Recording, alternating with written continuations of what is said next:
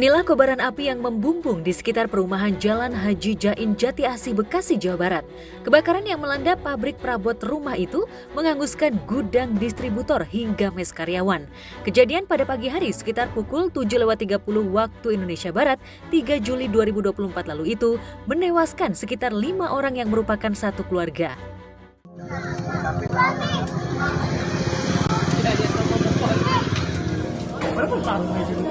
Nah semua ya? Arah muter kan kalau bisa.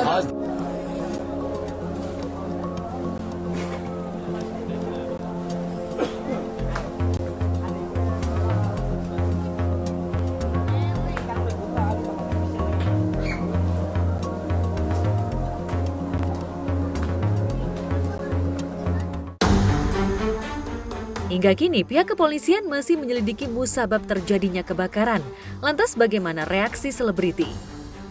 Sebelumnya saya mau mengucapkan turut belasungkawa kepada keluarga korban yang sudah ditinggalkan. Semoga diberi kesabaran berlebih. Kejadiannya gara-gara korsleting listrik.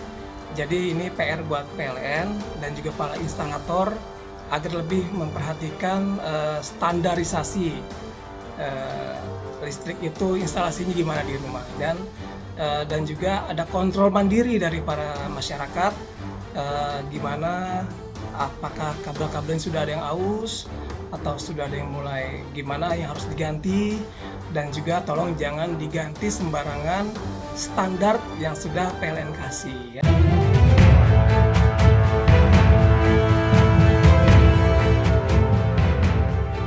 Saat kasus kebakaran sebuah gudang distributor masih diselidiki polisi, kasus kematian Dante rupanya sudah memasuki tahap persidangan pertama. Tapi sayang, sidang dengan terdakwa Yuda Avandi yang tak lain kekasih ibunda Dante, Tamara Tiasmara itu dimajukan tanpa sepengetahuan keluarga penggugat, yakni ayah Dante, Angger Dimas. Angger Dimas yang diwakili kedua orang tuanya pun meluapkan rasa kecewanya kepada pihak pengadilan. Apalagi menurut keluarga Angger Dimas, sidang sudah dimulai sejak 27 Juni 2024 lalu. Wah, saya kecewa berat. Sepertinya saya tidak diberitahu ya. Saya mewakili keluarga ini. Saya tidak diberitahu, satu itu. Kedua, dan ini kan dari teman-teman semua yang ngasih tahu kalau dimulai dari tanggal 27 kan. Perkara Dante ini sudah dijadwalkan oleh majelis hakimnya adalah pada tanggal 27 Juni ya, karena sekarang Juni, 27 Juni pada hari Kamis ya. Itu sidang adalah dakwaan seperti biasa ya. Kalau perkara pidana kan dakwaan lebih dulu.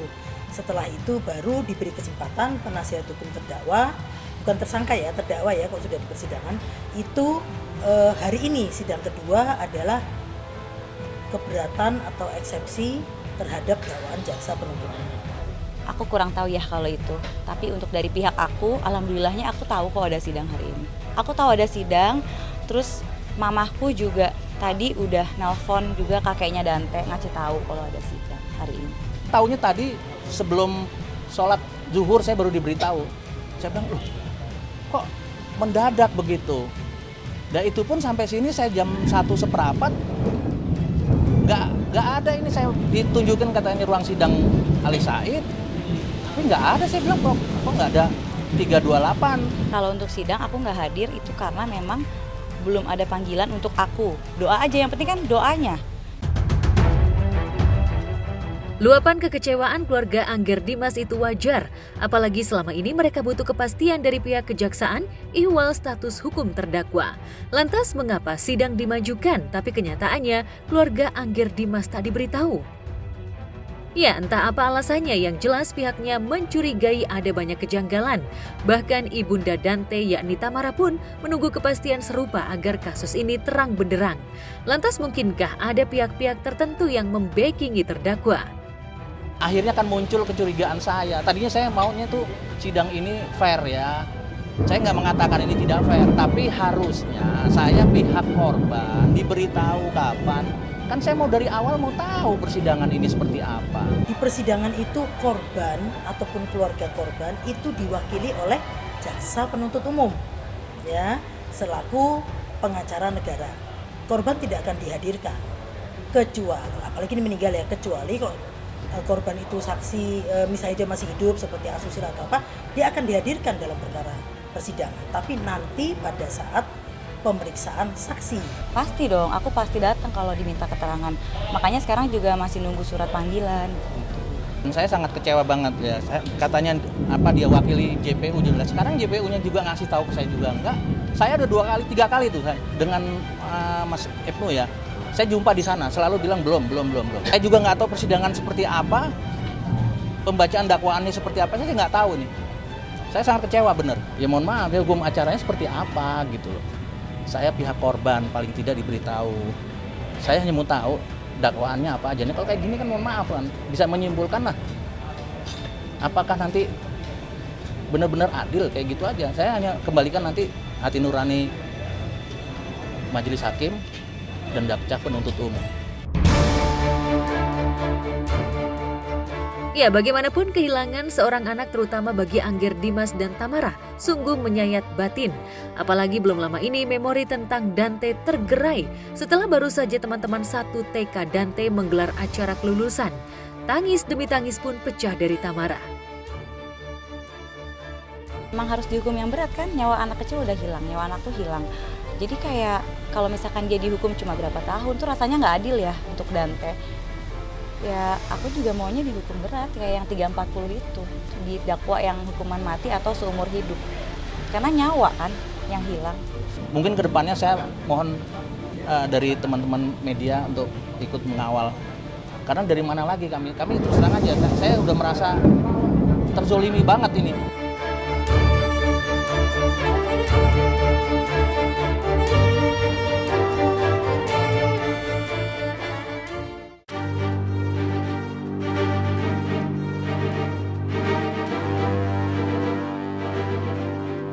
Selain kasus kematian Dante yang terus disidangkan, kemarin di Pengadilan Agama Cibinong, Jawa Barat juga kembali digelar sidang perceraian antara Anji Manji dan Wina Natalia dengan agenda pembuktian dari para pihak. Tapi sayang, baik Anji maupun Wina absen dan hanya diwakili kuasa hukumnya. Hari ini agenda saksi dari pihak tergugat, dari pihak penggugat maksud saya, dari pihak Mbak Wina, dan agenda kesimpulan.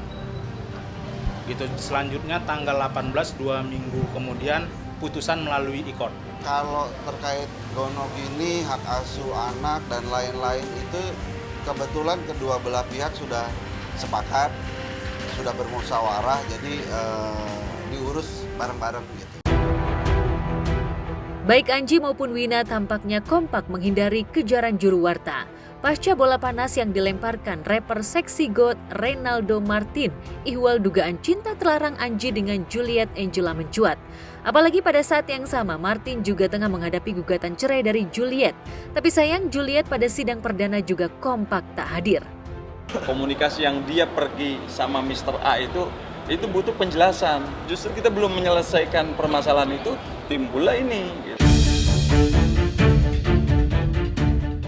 Padahal kehadiran Juliet sangat ditunggu pihak Martin karena pada sidang mediasi nanti mereka akan mempertanyakan soal perjalanan Juliet dan Anji ke Bangkok, Thailand yang diduga tanpa restu suaminya. Dengan kompak tak hadir, lantas mungkinkah mereka masih mencari celah hingga berusaha menghindar dari kejaran juru warta? Benarkah karena reputasinya hancur setelah pengakuan rapper seksi GOAT, Anji serius memperkarakan ke jalur hukum?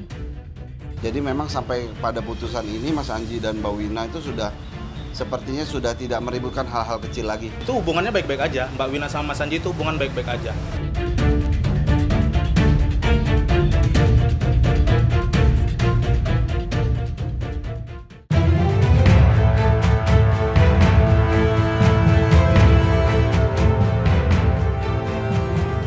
Saat kasus perceraian, Anji diwarnai sengkaru dugaan hubungan terlarang dengan Juliet Angela yang masih berstatus istri Martin, di Pengadilan Agama Cibinong kemarin juga dihelat sidang cerai antara Tengku Dewi dan Andrew Andika untuk kedua kalinya setelah sebelumnya batal karena ketidakhadiran keduanya. Kali ini meski dalam kondisi hamil tua, Tengku Dewi hadir memenuhi undangan pengadilan. Tapi sayang, Andrew justru mangkir bahkan tak ada satupun pengacaranya yang mewakili. Agendanya masih panggilan para pihak. Panggilan para pihak. Karena kan ini sidang yang ketiga kan. dan pihaknya tergugat nggak datang hari ini. Padahal panggilannya sudah diterima sama pihak tergugat. Kita datang ke ini pengadilan bang, mungkin alasannya gimana bang? Maaf ya, tidak mungkin bang. Maaf ya. Tengku Dewi sendiri tak habis pikir dengan absennya Andrew. Apalagi pria yang sudah beberapa kali mengecewakannya dianggap Tengku sudah tak ada itikat baik untuk mengakhiri bahtera secara baik-baik. Enggak juga sih, karena mungkin dia sibuk juga ya, lagi kerja juga ya. Enggak juga sih, karena memang dari pas yang kasus ini tuh emang nggak ada komunikasi sama sekali sih. Di momen sidang yang kemudian ditunda kembali untuk kedua kalinya, Tengku juga melakukan gugatan nafkah sebesar 20 juta per bulan. Lantas mungkinkah Andrew sanggup? Kalau nafkah, Bu Dewi sih minta 20 juta sih per bulan, ya. Untuk anak ya. Kalau harta gono gini dari awal emang klien kami tidak meminta hal itu di dalam gugatannya. Ya. Tidak mengharapkan juga ya, karena saya bisa cari duit sendiri juga, karena pokoknya dipermudah aja deh semuanya, dilancarin. Ya, sementara ini Tengku memang harus berjuang sendirian sambil menunggu si jabang bayi lahir. Namun ia sudah bulat ingin menyudahi bahteranya dengan Andrew. Iya, kalau udah di sini, kalau misalnya nggak pengen cerai, kayaknya saya nggak akan nggak akan hadir di sini juga gitu. Yang menguatkan sebenarnya ya semua orang pasti ada masalah ya, jadi hadapin aja. Kalau misalnya mau dibikin melo-melo galau-galau, mau sampai kapan gitu loh.